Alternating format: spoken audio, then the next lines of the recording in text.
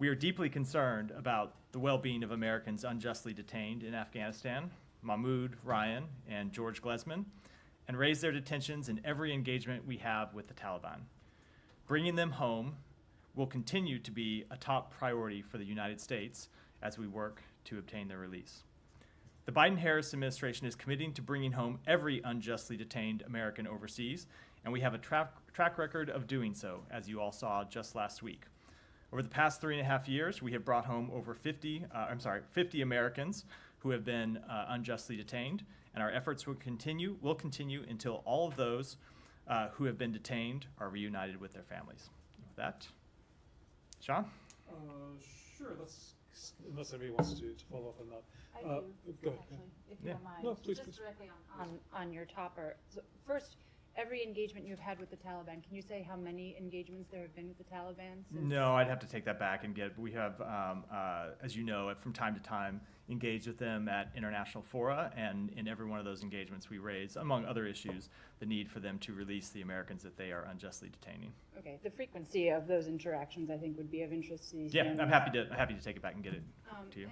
And on Ryan Corbett in particular, I mean, Ryan's wife, Anna, has spoken publicly in recent days about how difficult it has been for families to learn of possibly disparate levels of attention. Painstaking diplomacy, I think, were her words, to detainees whose profiles may not have reached the level of attention that, for example, the detainees who were being held in Russia had. So is it fair to say that these cases in Afghanistan have gotten less attention, fewer resources by comparison? Absolutely not. So let me say two things about that. Number one, we don't determine the level of attention that cases get from the press. I think you know that the media covers some cases more prominently than others, but we control the level of attention that we commit on behalf of the United States government. And I can tell you that we are absolutely committed to bringing home Ryan Corbett and the other detainees wrongfully detained in Afghanistan, as well as detainees wrongfully held all around the world. And the Secretary has spoken to Ryan Corbett's wife. I know she was here just this week and met with Ambassador Thomas Greenfield, met with Roger Karstens, the SPIHA. We engage with the family all the time and continue to work through our diplomatic efforts to try and bring them home. That said, I've said this before, it's impossible for me to imagine what these family members must be going through. And I assume that it's particularly painful every time they see other detainees brought home because they can't help but think about their loved ones who we weren't able to get out at that time. So I would just point to the track record that we have had over the past 3.5 years. And when we say we're not forgetting anyone, we mean it. And we have the record to back that up. And we will continue to use every resource the United States government has to try and bring Ryan and other wrongfully detained Americans home. I recognize it's a different spokesperson in a different building, but Anna in particular has been pained by the fact that she hasn't been able to secure a second meeting with Jake Sullivan, despite a promise he apparently made to meet with her before the State of the Union if Ryan wasn't free by then, nor has she been able to meet with President Biden. I don't know if you're in a position to say whether state steps in those instances or... So I certainly can't speak for the schedules of principals not in the State Department, but I know that Jake Sullivan has met with her before. And as I said, we just held a number of meetings with her this week, and we'll continue to meet with her. We'll continue to engage with her. The Secretary has talked with her. I know that our colleagues in the White House will continue to engage with her as well as when it comes to specific schedules. Of course, I can't speak to that from here. Thank you. Sorry, Sean. Just can I follow up on that again? So Yeah. Just stay on that subject. Just to understand, you're using the term unjustly detained. I think when you're referring to the three, but is there wrongfully detained determinations on? There are wrongful. We have made determinations that Ryan Corbett and George Glesman are wrongfully detained. That's not a determination we have yet made with respect to Mahmoud Habibi, which is not to say we're not working to try and secure his release. We are working to try and secure his release. Oftentimes, we can't make a wrongful determination, a wrongful detention determination because we don't have access to certain types of information or because the situation is unclear. There can be other factors as well, but I can tell you we are working over time to try to get his release as well. What's the difference when you say someone is unjustly detained and say they're wrongfully So detained? wrongfully detained is a legal determination under the factors of the Levinson Act. There are other people who we believe are unjustly detained, Mahmoud Habibi is one of them. But for whatever reason, we have not been able to apply the factors of the Levinson Act, either because they don't meet that criteria in that case, or we don't have sufficient information to make that determination. But we still have information to believe that it's an American citizen that ought to be released, and we try to get them released, and that's what we're doing with Mahmoud Habibi. Sure, let's go to the Middle East. Sure. Lots to discuss, but could I actually start with Norway, Israel and Norway? The Israelis have revoked the diplomatic status of a number of Norwegian diplomats accredited for the Palestinian Authority. This obviously after Norway, along with Ireland and Spain, recognized a state of Palestine.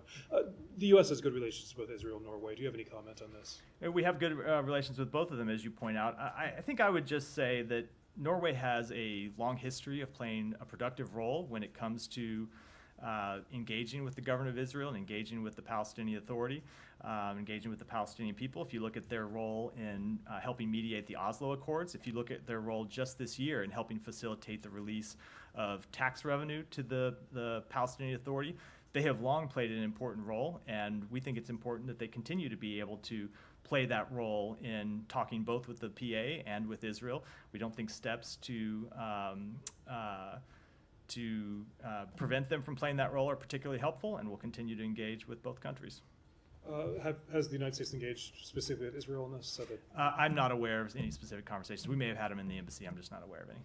To put it a bit more directly, would the United States hope that Israel takes back this step? So I'm not going to speak to that. We always believe that diplomatic engagements are important, diplomatic relationships are important, and we have seen that diplomatic relationships between Norway and Israel have been important, and that it's been important that Norway be able to communicate with Israel and the Palestinian Authority, and we think that the productive role they can continue to play, and we would hope that they would be able to do so.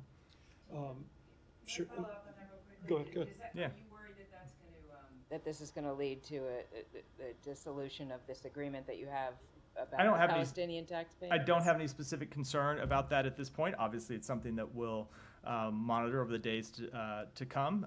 We have seen tax revenue continue to be transferred. I believe some was just transferred either today or in the last few days, and it's important that that revenue continue to be transferred. It is, as we've said a number of times, ultimately money to which the PA is entitled. So it's something we'll continue to monitor.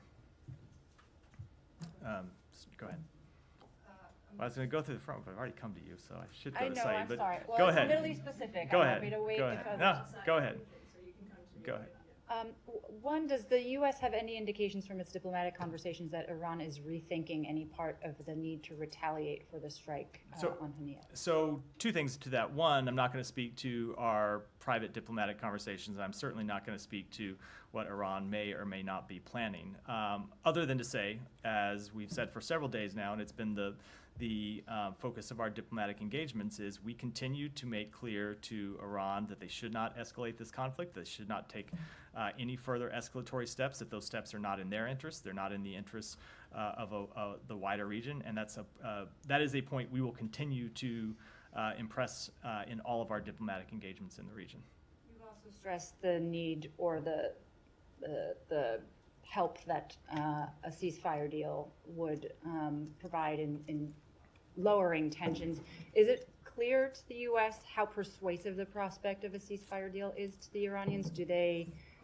Is the appeal of a deal greater than the need to retaliate? So, again, I don't want to speak for the Iranians or try to make an assessment about what is convincing to the Iranians or what is compelling to them or what's going to go into their mind when they make their decisions.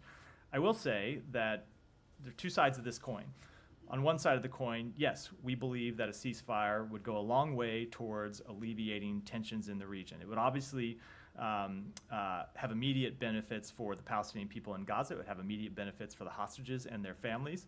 But we think it would allow us to make progress in the diplomatic endeavors we have been pursuing to bring calm along the Israel-Lebanon border, and it would allow us to ease broader regional tensions. On the other side of that coin, certainly any further escalation just makes all of the region's problems more difficult. And one of the problems that we're addressing is the conflict in Gaza and trying to reach a ceasefire. So it is true that anytime you have an increase in tensions, it makes all of our diplomatic efforts more difficult. So I would hope that that's something that Iran is paying attention to and something that they're cognizant of, and they wouldn't want to do anything to hurt prospects for a ceasefire. They wouldn't want to do anything to further raise regional tensions and raise the risk of this conflict spiraling out of control, but we can't speak for them. You spoke yesterday about the need for an in-person negotiator to be designated by Hamas before ceasefire talks could be taken over the finish line. Until that person is designated or steps forward or is named, is the U.S.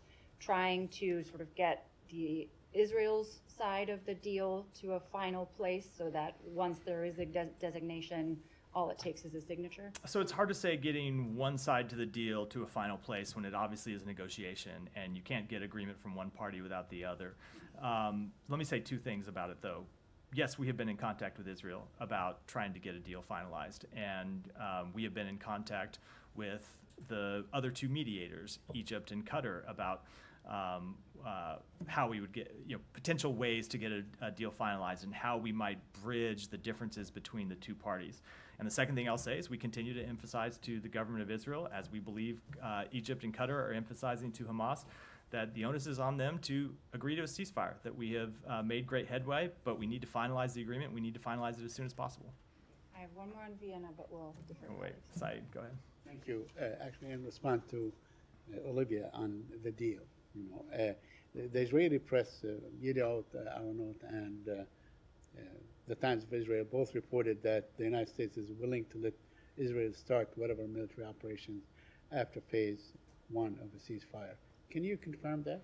No, I can't. I don't know to what that's referring. Obviously, we've spoken to the framework of a deal a number of times, and the framework of the deal is that there is a 6-week ceasefire that would be agreed to once the deal is finalized. And before that 6-week ceasefire ends, we would enter into further negotiations to try to extend it and try to get into phase 2 of the agreement. And so what we have made clear we want to see happen is for that ceasefire to be extended and ultimately provide an end to the war, and beyond that, provide broader peace and stability. But of course, there is a negotiation process at the end of stage 1. That has always been clear. We've been, I think, quite open about that. Now, these reports claim that Prime Minister Netanyahu insists on having something in writing from you. He said that he can attack at will, basically. That this is a condition that he will not budge from. You have any comment on that? Again, I don't know what those reports are referring to, but Saeed, if you look at the very well described, architecture of the agreement, there is a negotiation process at the end of phase 1 that you have to go through and you have to reach to get to phase 2. I think that's been quite clear, and it will require, as has been true for getting to just getting to where we have before. Of course, that'll be a negotiation, and Israel will want to make sure that its interests are protected in that negotiation. But we have been very clear that we want to see this ultimately lead to an end to the war. By all accounts, the negotiations right now are not moving or frozen or whatever, on hold. But Hamas said that, or Sinwar said that they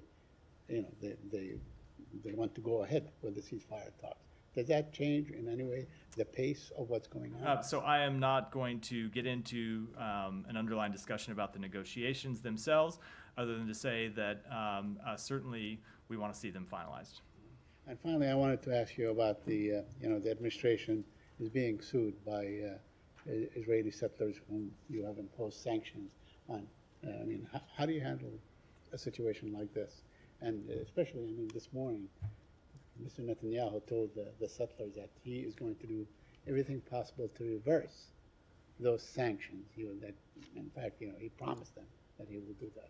So on our underlying policy, we've been quite clear about that policy and the reason for it. But when it comes to the litigation itself, I have to, of course, defer to the Department of Justice to speak to it. It's not going to, let's say, to sway the decision one way or the other. The fact that there may be some legal ramifications let's be clear, I'm not in any way going to comment on litigation because, as I've said before, when I was at the Justice Department, I didn't like it when people at the State Department podium commented on it, so I'm going to try to respect that equity.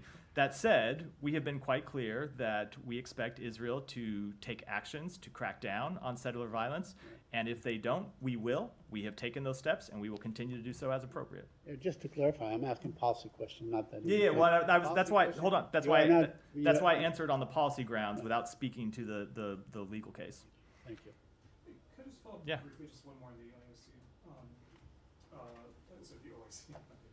I was gonna say, what, I was gonna say, I didn't know, I wasn't aware we'd gotten a question about that yet. Exactly. Although there was some issue with China and the U.S. on the Olympics. But I was just going to ask the statement from the Organization of Islamic Cooperation on the killing of Hani. Does the United States have a take on that? They're basically criticizing the killing, saying that it wasn't supportive of the region. Do you have any read about what came out of the meeting, whether it was at all helpful for the U.S. goals in de-escalating? So I don't want to speak to the meeting in specific, other than to say, look, as we have made clear, we were not involved in his death. We were not aware of his death before it happened. And our focus now is going to continue to be to try to convince all parties in the region from taking further steps to escalate the conflict. And it is certainly our hope that at that meeting yesterday, our partners in the region did make clear to Iran what we know they believe and what they've told us they believe, which is further escalation only damages the region and raises the risk of the conflict spiraling out of control. Yeah. Come back to the actually, just to follow up on Saeed's question. So if the State Department is sued, you won't comment. When the State Department is sued, the same way any agency of the federal government is sued, they are represented in court by the Justice Department, and we defer to the Justice Department to speak to matters of litigation. I will still speak to the policy questions, which I did, but when it comes to litigation itself, I have to defer to the Justice Department. It's a lawsuit against this department, but yeah. That And, makes sense. I'm going to let our attorneys speak for us, Sure. which is always good advice. And just to follow up on the hostage talks, ceasefire talks, there's some reporting from the National in the region that Yahya Sinwar, after being appointed as the new head of Hamas, has sent a message through the Egyptian mediators of his kind of position on the talks, saying he's got his firm position is that there should be a full Israeli withdrawal from Gaza. He wants the release of high-profile detainees. He's against the deployment of a multinational force. So these are things that I think the U.S. Some of those things the U.S. has been in support of. It seems to suggest that he's going to have a stronger, or potentially there could be an even more difficult approach by Hamas to the negotiations. Have you been sort of informed by the Egyptians of a message coming from Sinwar to the negotiating team there about any new position or new approach? Look, I'm not going to negotiate in public at all. But I will say one thing that was true before the death of Haniyeh and remains true today is that Sinwar was ultimately the decider when it comes to questions on these talks. And so whether he is sending messages directly or sending messages through intermediaries, he has always been the person who would decide whether Hamas agreed to a ceasefire or not, and under what conditions they would agree to a ceasefire. So we don't believe that has changed. Yeah. Vienna? Yeah. Yeah, go ahead. So on the foiling of an apparent ISIS terror plot targeting a Taylor Swift concert in Vienna, did the State Department have visibility in advance of that plot? That it might happen? So I will say that we are in touch with the Austrian government about this. They have said it's an ongoing investigation, so I will leave it to them to speak to the details of that investigation. Obviously, the safety and security of Americans overseas is our #1 priority. We have been in contact with the Austrian government about this matter. As a general case, we do share information with our allies and partners about terrorism activities, just as they share information with us. That's not to speak to this specific case, but just as a general practice that we always try to work with our allies and partners about information that we may have that's of concern or that they may have that's concern to us, and we'll continue to do that. Well and publicly reported that the plot was disrupted on the basis of U.S. intelligence that was conveyed to the Austrian authorities. So I'm just curious whether the department was also apprised of that kind of intelligence, given so many U.S. citizens might have been put at risk. So I certainly wouldn't want to speak to or confirm any kind of intelligence information. We have been, and when I say we, the broader United States government has been in touch with the Austrian government. The State Department has been in touch with the Austrian government. And I think it's important to say one other thing about this, which is we do commend the very swift action that they took to disrupt what could have quite obviously been a very serious incident. Ahead of the tragic attacks at Crocus Hall in Russia, the State Department did issue a security alert to U.S. citizens to avoid large gatherings for 48 hours. I guess it's contingent on the question you haven't answered, which is whether you knew that this was a possibility, why an advisory, a similar advisory, wouldn't have been made in this case. So obviously I can't really speak to that without getting into the underlying details, which I very much can't do. I will say that we take very seriously our duty to warn American citizens about threats to their safety and security overseas. And when we have information that we need to get in their hands, we get it in their hands as soon as possible. There are times when intervening events take place that make it unnecessary to send that type of information publicly, but when we need to, we very much do. Okay, and are there any specific resources at this stage being offered to Americans who are still in Vienna, who are concerned they might be at risk? Is the department coordinating any resources, offering any messaging to, again? So we would encourage all travelers to Austria, just as it's true that we encourage all travelers anywhere in the world to enroll in our STEP program. So if we do have relevant information to them and their particular safety situation, they get it as soon as possible, and we would encourage travelers to Austria to do that. But that said, I want to be very clear: Austria remains a level 1 country. It is a country that we deem to be safe to travel to. Obviously, there are risks in traveling there, just as there are risks in traveling around America. There are risks in being anywhere. But it is a country that's safe to travel to. We work closely with Austrian law enforcement authorities, and they did an incredible job in disrupting this plot, and I think that ought to be remembered. So. Tangentially related to Russia, next week we're coming up on the anniversary. I never know where this is going to go. Whenever I hear tangent, I'm always wondering how big the tangent's going to be, because I've got not you, I've gotten some big ones. I don't think it's too far of a stretch, but you can disagree with me. We're coming up next week on the anniversary of Austin Tice's being taken in Syria. Wondering if the prisoner swap last week with Russia created any, movement or potential movement on his case. I never want to speak to the details of underlying cases from the podium, just because they're all incredibly sensitive. And we work to bring detainees home. We have been working for years, of course, to try to bring Austin Tice home. But no, I can't speak to any underlying details. This might not be on the top of your radar, if you don't mind asking a quick question on this. There are these two college students from Texas who were in Mexico last week on Thursday. They're both safely back in the U.S. now, but their doctors treating them in Dallas think that they were poisoned by synthetic fentanyl while in Mexico at a hotel where they were staying. I did manage to get if you have no idea what I'm talking about, just tell me. But I did manage to get a statement from you guys telling us that at least state's aware of the case. I was just wondering, so they're back here in the U.S. receiving treatment. I know the embassy helped them sort of escape this Mexican hospital that was trying to extort them. Do you have any updates on that, or any cautionary words for Americans traveling to Cancun, or cautionary words on, synthetic fentanyl? So look, I do apologize. I've seen limited information about the case, but I'm a little reluctant to speak about it for fear of misspeaking. I'll take it back and see if we can get you any more information. But with respect to Mexico, look, the same thing applies to Mexico as it applies to every country in the world, which is we ask travelers before they travel anywhere to check the State Department website and look at the travel advisories for where they're intending to travel, which can be both broad and sometimes are specific to specific regions of the country. And then, of course, yes, to enroll in our STEP program so they get real-time information when there are relevant updates that we can push out to them. And then, of course, with the risk of fentanyl is something that is a broad risk to Americans here. It's a risk to Americans when they're traveling overseas, and something that we continue to spend great resources trying to fight. Thank you. Yeah, Michelle. You said that the U.S. sent a direct message to Iran to de-escalate. Is the U.S. in talks with Hezbollah to de-escalate too, or you're relying on Iran to control Hezbollah? So we don't communicate directly with Hezbollah, but we have sent messages to everyone in the region. Of course, there are partners in the region that do talk to Hezbollah that we talk to.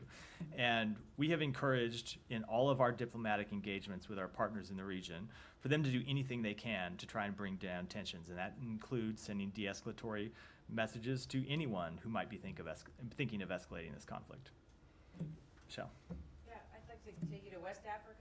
Niger has broken relations with Ukraine. I wonder what you think of that, and whether you think there's kind of a trend of countries in that region turning more toward Russia. So obviously we have seen Russian involvement in various countries in that region. When it comes to relationships with Ukraine, something I spoke to with respect to earlier in the briefing, not with respect to Ukraine, but in general, we always believe that diplomatic relations are important, and it's good for countries to talk to each other and have the ability to resolve disputes and resolve issues that they have, and that's why diplomacy is important. So we would encourage those countries to continue to talk with each other. But when it comes to Russia's presence in Africa, certainly we have seen a destabilizing presence by Russia. We've seen a destabilizing presence by the Wagner Group over the last couple of years, and what we have noted is that every time Wagner comes in, every time Russia comes into West Africa, as is true around the world, we see them sow chaos and instability in their wake.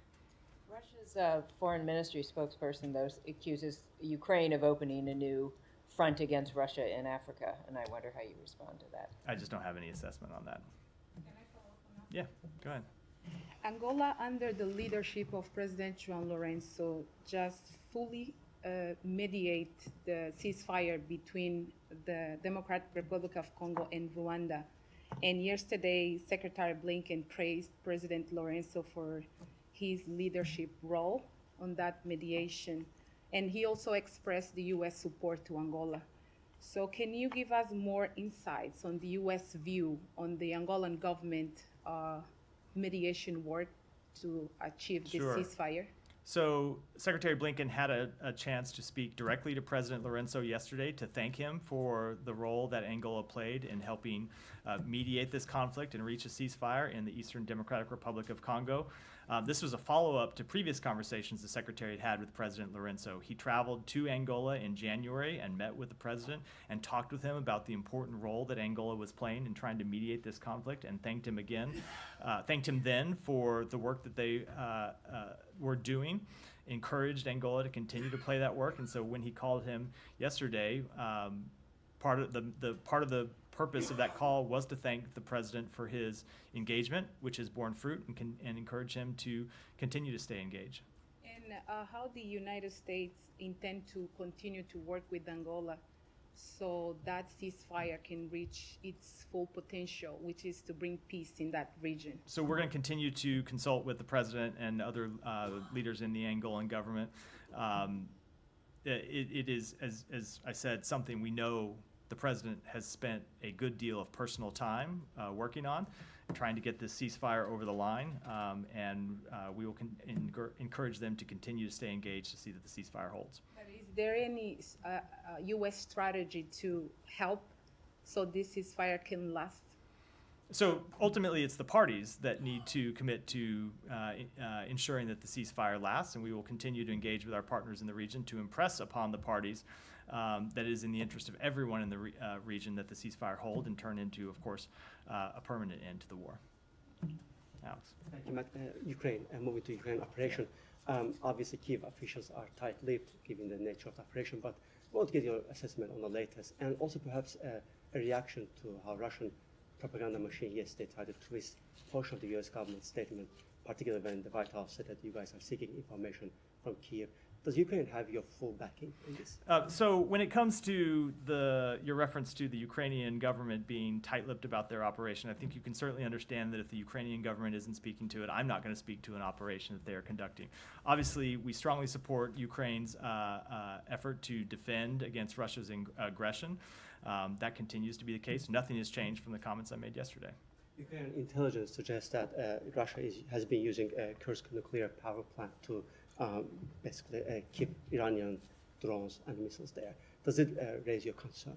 So I'm not going to speak to Ukrainian intelligence, but certainly we have seen Russia launching attacks from the region just across the border where Ukraine is currently operating.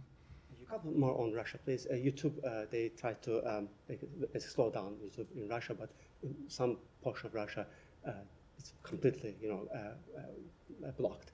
Do you have any reaction to how they restrict this means to, millions of Russians? Yeah, sure. I mean, it's something that we've seen Russia undertake for some time and undertake in an accelerated fashion since the full-scale invasion of Ukraine in February of 2022.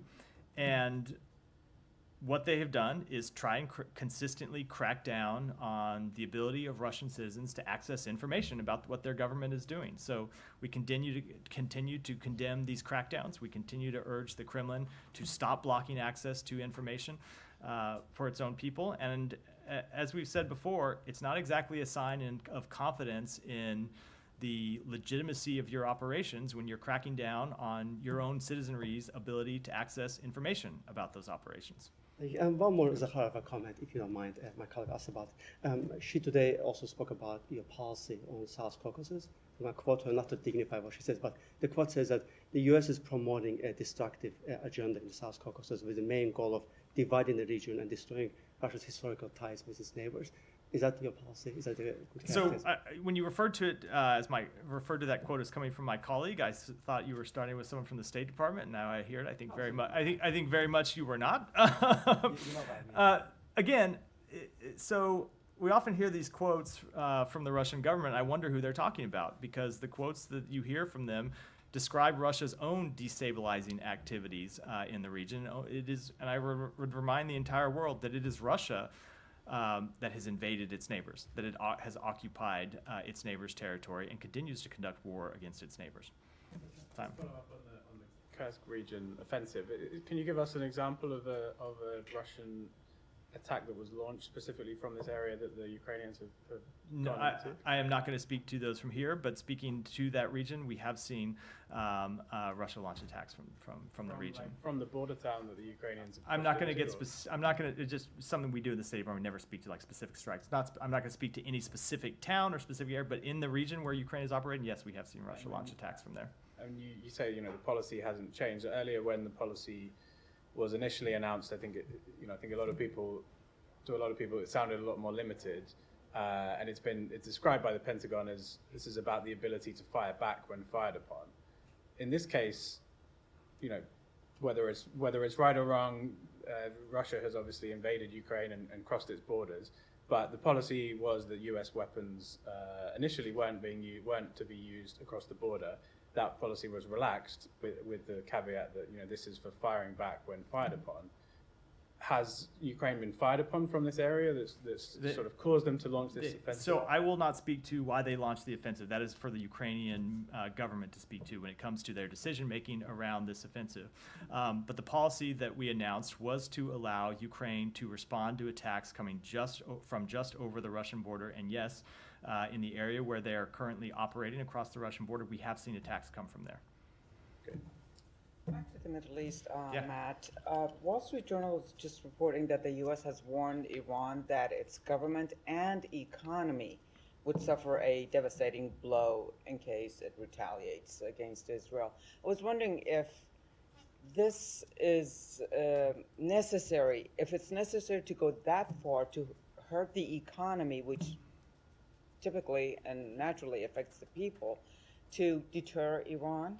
So I am not going to speak to messages, real or imagined, that might have been delivered to the Iranian government. We have always said that we have the ability to deliver messages when it's in our interest, but we typically don't speak to those messages in public, and oftentimes you see messages described that are not described entirely accurately. That said, of course, escalation of the conflict has the ability to hurt Iran's economy. It has the ability to hurt the economy of every country in the region. War obviously has the potential impact of hurting economies. And so something I said yesterday is that every problem that the region currently faces is made worse by further escalation, and that certainly includes economic impacts. Sorry. Austin ties. Yeah. I mean, we're coming up on the 12th anniversary of his disappearance, and I remember asking the very same question probably why didn't he disappear back then. So why are you not willing to speak with the Syrian government on this? I mean, it's a country that you still recognize. You have not, and they claim they don't know anything about him, but So, I assume that if you probably work with them, they probably could find out what happened. Saeed, I will say that we are taking every step that we believe is productive to try and secure his return. We don't speak to all those steps publicly, don't speak to most of those steps publicly, but everything that we believe can be productive in securing the release of any wrongfully detained American, we try to take. Yeah. A couple in Asia. Could we go to Bangladesh? Mohammed Yunus was sworn in today as the interim leader of Bangladesh. Can you say, first of all, if there's been any communication with him directly or indirectly? There has been communication with the interim government, and our chargé d'affaires attended his swearing-in today. I don't know if she spoke to him at the swearing-in, but she did attend. Okay, communication with the interim government, not necessarily him personally, but with... Correct. And what was the nature? I mean, he was only sworn into the government, I think, an A few hour hours ago, ago. so an hour or two ago. What's been the nature of the communication? I'm not asking for specifics, but was it in terms of the path forward in Bangladesh? Was it about U.S. interests? So I'm not going to speak to the private diplomatic conversations, but obviously one of the things that we have made clear is that we want to see the interim government chart a democratic future for the people of Bangladesh. Unless somebody wants to follow up on that, should I? A couple other. Yeah, go ahead. Japan. This is back on the Middle East, but Nagasaki. Of course, today's the 8th. It's the anniversary tomorrow of the atomic bombing in Nagasaki. Ambassador Emmanuel, as well as the British ambassador, and I think the European ambassadors are not going to attend because the Israeli ambassador wasn't invited. The Nagasaki mayor says this is logistical. Why is it so important that the Israeli ambassador be present? Look, we thought it was important that the Israeli ambassador be invited, as the ambassadors of other countries have been invited, that no country that should have been singled out to not be invited to this celebration, and that's why the ambassador took the step that he did, and I presume why the ambassadors of other countries took the steps that they did in deciding not to attend. But in terms of, to play devil's advocate, in terms of historic responsibility, obviously the U.S. dropped the bomb in Nagasaki. Was it particularly significant for the U.S. to be there? I realize he was there at the Hiroshima. Look, he was there, and obviously multiple different presidents of the United States have spoken to this, have attended events commemorating that solemn event, and I think our position on it and our respect for Japan when it comes to this anniversary is well documented and goes far beyond the ambassador not attending one event. Sure. Okay, just a different topic in Asia. You issued a statement, I meant to ask about it yesterday, you issued a statement on Thailand, the Move Forward party being banned, and Mr. Pita, who's arguably the most popular politician in Thailand, being banned from politics. I know you issued a statement, but in terms of the future relationship with Thailand, Thailand's obviously had its ups and downs with democracy, but how do you assess the relationship going forward? Will this have an impact on cooperation with Thailand? So I don't want to speculate about the impact. We do have a close relationship with them, and we are able to cooperate with them on a number of areas that are in our interest and in our mutual interest, but we were concerned about that step. It was a step that hurts democracy, and we'll continue to make that concern clear, both publicly and privately, to the government of Thailand.